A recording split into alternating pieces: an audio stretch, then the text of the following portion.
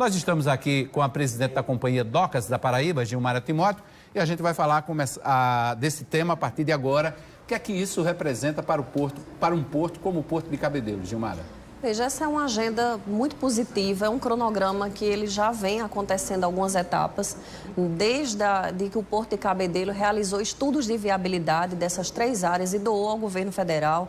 Depois disso, nós tivemos consultas públicas, todo esse processo passou sobre o crivo do Tribunal de Contas da União e agora nós chegamos na próxima etapa, que é no dia 22 de março, a realização dos leilões. São 3 áreas hoje que elas estão ocupadas no Porto de Cabedelo, mas são contratos que estão vencidos e a lei determina para que possa regularizar, a gente venha a realizar esses leilões que quem realiza é o governo federal. Então, no dia 22 de março, na Bolsa de Valores em São Paulo, essas áreas elas estarão disponíveis para qualquer grupo interessado, podem ser os mesmos que já ocupam, como pode ser grupos novos, e são contratos de 25 anos, podendo ser renovados até 70 anos, que é o máximo que a lei permite.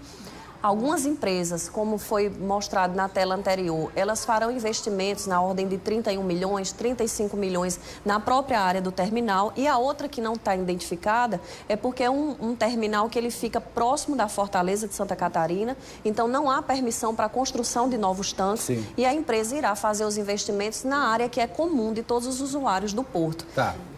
Deixa eu puxar aí, porque você falou das etapas. Nós temos, inclusive, os próximos passos desse processo. Na primeira etapa desse processo, aconteceu no dia 30 de novembro do ano passado, foi a publicação do edital e contrato do Diário Oficial da União com prazo de 110 dias para entrega de propostas. O prazo para as empresas e consórcios devem apresentar as propostas em envelopes lacrados. Essa é a segunda etapa, dia 19 de março de 2019. Quer dizer, as propostas que vão ser apresentadas ao governo federal. O grupo classificado em primeiro lugar será declarado vencedor da sessão. Tem aí a sessão pública do leilão do dia 22 de março, que Gilmara estava falando aqui. O grupo que tiver a sua proposta tem escrita, classificada em primeiro lugar. Se classificada, será declarada vencedor pelo diretor da sessão. E tem a última etapa, que é a assinatura com a empresa vencedora.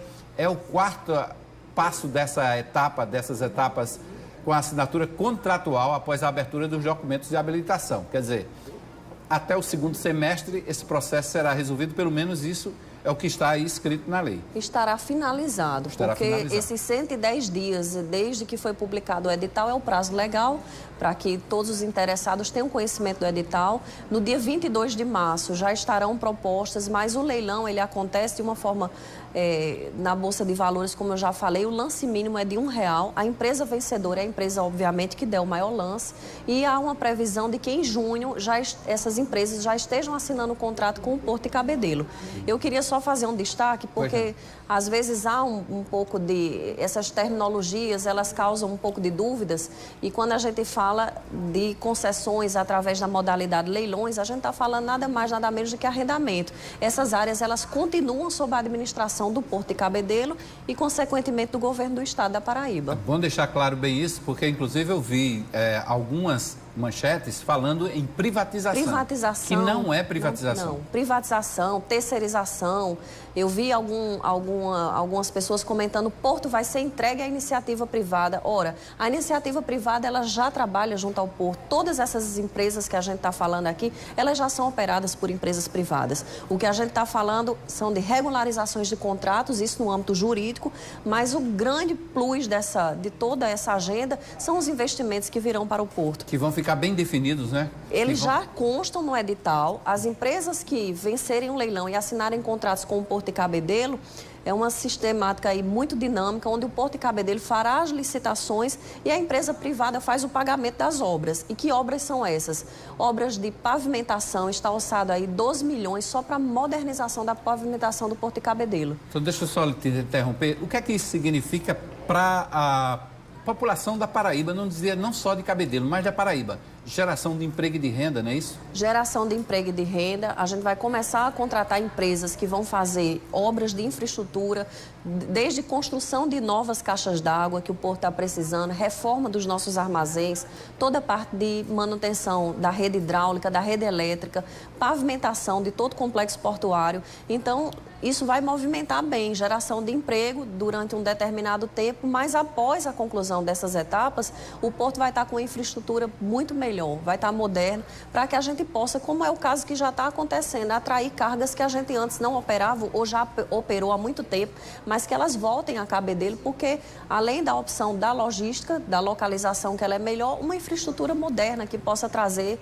realmente um diferencial para o público que opera na atividade de porto. E essa infraestrutura vai garantir não só uma rotatividade maior de mercadoria que circula pelo porto, mas também a contratação de mão de obra especializada, é isso? Contratação de mão de obra especializada durante o prazo de execução da obra e entre outras que estão ocorrendo. Eu vou divulgar de primeira mão aqui nessa entrevista, mas nós temos uma agenda já formalizada junto ao governo federal para tratar da dragagem.